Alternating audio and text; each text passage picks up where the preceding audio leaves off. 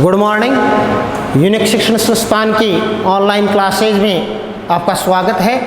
और हम कल जो चर्चा कर रहे थे प्रधानमंत्री के बारे में, भारत के प्रधानमंत्री के बारे में, उसकी क्या स्थिति है, क्या भूमिका है और क्या क्या उसकी शक्तियाँ, उसके बारे में हम चर्चा कर रहे थे, जिसके अंतर्गत हम प्रधानमंत्री की जो स्थिति के बारे में हमने चर्चा कर ली थी कि प्रधानमंत्री की स्थिति के अंदर अनुच्छेद 70 के अंदर जो राष्ट्रपति को सहायता देने के लिए प्रधानमंत्री होगा और उसकी मंत्रिपरिषद होगी और संपूर्ण जो कार्य राष्ट्रपति के नाम से किए जाएंगे। और इसी प्रकार से अनुच्छेद 70 में यह व्यवस्था की गई है कि प्रधानमंत्री की नियुक्ति राष्ट्रपति के द्वारा की जाएगी और अन्य जो मंत्री हैं उनके अंदर विभागों का बंटवारा प्रधानमंत्री करेगा, उनकी नियुक्ति जबकि राष्ट्रपति के द्वारा की जाएगी। और साथ ही साथ में उनकी जो प्रधानमंत्री और जो मंत्री हैं उनकी पद और गोपनीयता की शपथ है वो राष्ट्रपति के द्वारा उनको प्रदान की जाएगी। और मंत्रियों के हमने प्रकार के बारे में पढ़ा कि मंत्री 3 प्रकार के होते हैं, कैबिनेट मंत्री, उप मंत्री, राज्य मंत्री के बारे में। साथ में हम मंत्रिपरिषद की रचना के बारे में या उनके आकार के बारे में 91वें संविधान संशोधन 2003 के द्वारा मंत्रिपरिषद का आकार सीमित किया गया है, जिसमें 15% रखा गया है। केंद्र के अंदर लोकसभा की कुल सदस्य संख्या का 15%, राज्यों के अंदर विधानसभा की कुल सदस्य संख्या का 15%। और कार्यकाल के बारे में हमने जानकारी प्राप्त की कि जब तक उनका लोकसभा के अंदर बहुमत प्राप्त है तब तक वो प्रधानमंत्री और मंत्रिपरिषद अपना कार्य करेंगे। लगभग वो अमूमन 5 साल तक उनका कार्यकाल होता है। उससे पहले भी यदि वो लोकसभा में बहुमत उन्होंने अपना खो दिया है तो ऐसी स्थिति में उनका कार्यकाल पहले ही पूर्ण हो जाएगा, पहले उनको पद छोड़ना पड़ेगा। उसके साथ में मंत्रिपरिषद बर्खास्त हो जाएगी। और अब आज और उनकी पद की शपथ की हमने चर्चा करी थी। आज हम चर्चा करेंगे प्रधानमंत्री की क्या भूमिका है। तो प्रधानमंत्री की भूमिका, प्रधानमंत्री की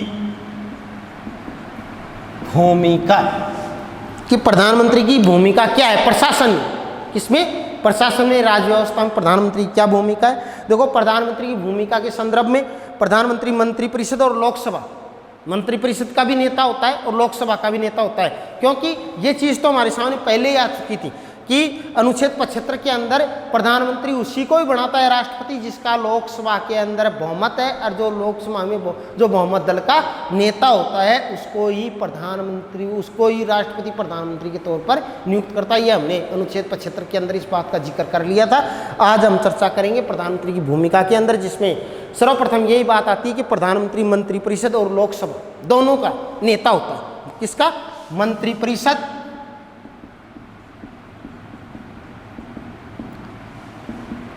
और लोकसभा, मंत्रिपरिषद और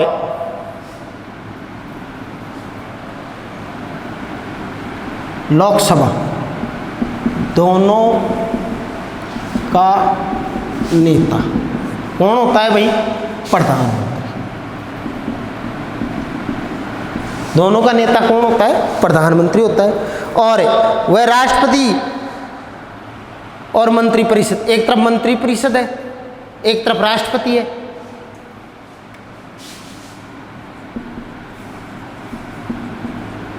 एक तरफ है मंत्रिपरिषद, इन दोनों के मध्य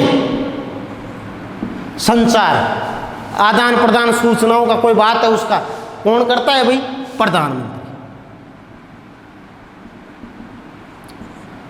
प्रधानमंत्री मंत्रिपरिषद और राष्ट्रपति दोनों के मध्य कड़ी का काम करता है। क्या करता है, जोड़ने का काम, उनकी सूचनाओं का आदान प्रदान करने का काम कौन करता है, प्रधानमंत्री। तो इस प्रकार मंत्रिपरिषद के बीच संचार का साधन होता है राष्ट्रपति और मंत्रिपरिषद।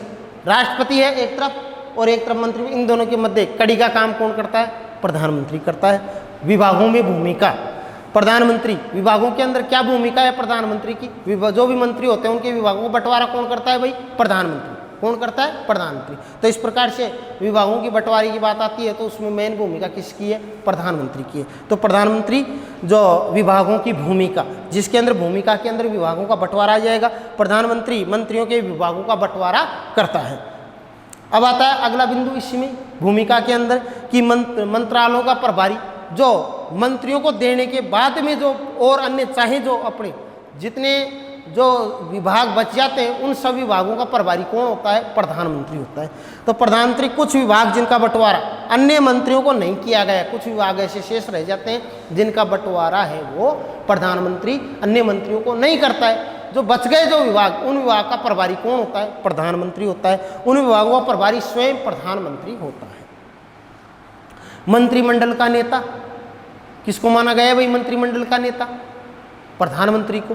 तो प्रधानमंत्री कैबिनेट बैठकों का आह्वान करता है। हमने चर्चा कर चुके हैं कि कैबिनेट मंत्रियों की जो बैठक होगी उसकी अध्यक्षता भी कौन करेगा? बुलाएगा कौन? कैबिनेट मंत्रियों की बैठक है उसको बुलाने का काम कौन करेगा? प्रधानमंत्री। उन बैठकों की अध्यक्षता कौन करेगा? प्रधानमंत्री। तो इस प्रकार से मंत्रिमंडल का नेता होता है प्रधानमंत्री। संसद और कैबिनेट के मध्य कड़ी, एक तरफ संसद है, संसद में जो कैबिनेट मंत्री हैं तो उन कैबिनेट मंत्रियों के मध्य जोड़ने का काम कौन करता है? जो संसद और कैबिनेट मंत्री, एक तरफ संसद है और एक तरफ है कैबिनेट मंत्री, इन दोनों को जोड़ने का काम, कड़ी का काम कौन करता है भाई? प्रधानमंत्री। संसद को और कैबिनेट जो मंत्री हैं इन दोनों के बीच की संवाद की कड़ी कौन है? प्रधानमंत्री। तो इस प्रकार से संसद और कैबिनेट के बीच संपर्क सूत्र के रूप में प्रधानमंत्री काम करता है। इन दोनों के मध्य तालमेल कौन बैठा है? प्रधानमंत्री। वह सरकार का मुख्य प्रवक्ता भी है। प्रधानमंत्री क्या है? सरकार का प्रवक्ता भी। सरकार की तरफ से कौन जो भी बात कहेगा प्रधानमंत्री कहता है।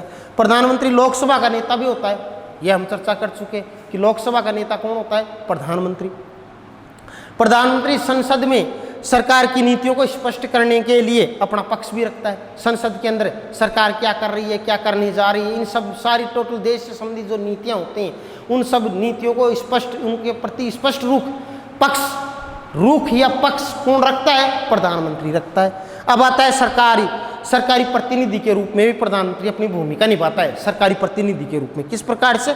जैसे अंतर्राष्ट्रीय संगठन है, प्रधानमंत्री विभिन्न प्रतिनिधि मंडल हैं, चाहे अंतर्राष्ट्रीय संगठन हैं, उनके अंदर विभिन्न अवसरों पर पूरे देश का दूरदर्शन के द्वारा, रेडियो के द्वारा क्या संबोधित करता है। जैसे वर्तमान में मोदी जी हर महीने में 1-2 महीने में एक जो भी राष्ट्र को संबोधित करते रहते हैं, इसी को हम सरकारी प्रतिनिधि के रूप में भी, सरकार का प्रतिनिधि के रूप में भी हम प्रधानमंत्री अपनी भूमिका निभाता है।